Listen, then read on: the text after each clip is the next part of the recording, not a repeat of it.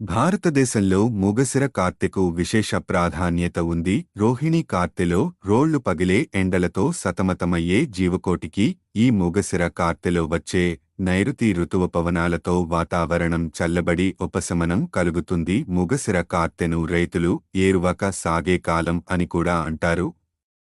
ఏరువాక అంటే నాగటి చాలు. ఈ కాలంలో ఋతుపవనాలు విస్తరించి తొలకరి జల్లులు పడగానే పొలాలు దున్ని పంటలు వేయడం మొదలుపెడతారు. పురాణ ప్రాశస్త్యం: వైశంపాయనుడు మూగశిర కార్తె రోజునే తన శిష్యుడైన యాజ్ఞవల్క్యునికి తైత్తిరీయోపనిషత్తును బోధించాడని అంటారు. ఈ ఉపనిషత్తు వర్షాధిపతి అయిన వరుణదేవుని ప్రార్థనతోనే ప్రారంభం అవుతుంది. ఈ కార్తె ప్రాధాన్యత మనకు భగవద్గీతలోనూ కనిపిస్తుంది. తొలకరి జల్లుల అనంతరం ధరణి నుంచి ఉద్భవించి వ్యాపించే పరిమళాన్ని తానేనని వివరిస్తాడు శ్రీకృష్ణుడు. ఈ సమయంలో వాతావరణ ఆహ్లాదకరంగా ఉండి మానవునిలో ఓజస్సు, తేజస్సు మూగశిర కార్తె అనంతరం అధికం అవుతాయని జీవకుడనే ప్రాచీన వైద్యుడు తన గ్రంథాల్లో వివరించాడు. ఇంతటి ప్రాధాన్యత కలిగిన ఈ రోజున ఆధ్యాత్మిక చింతనతో గడిపి భగవంతుడి ఆశీర్వాదాలు పొందగలరు. ఎలా ప్రారంభమవుతుంది?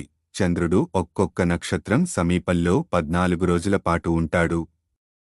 ఏ నక్షత్రం సమీపంలో ఉంటే ఆ కార్తెకు ఆ పేరు పెడతారు.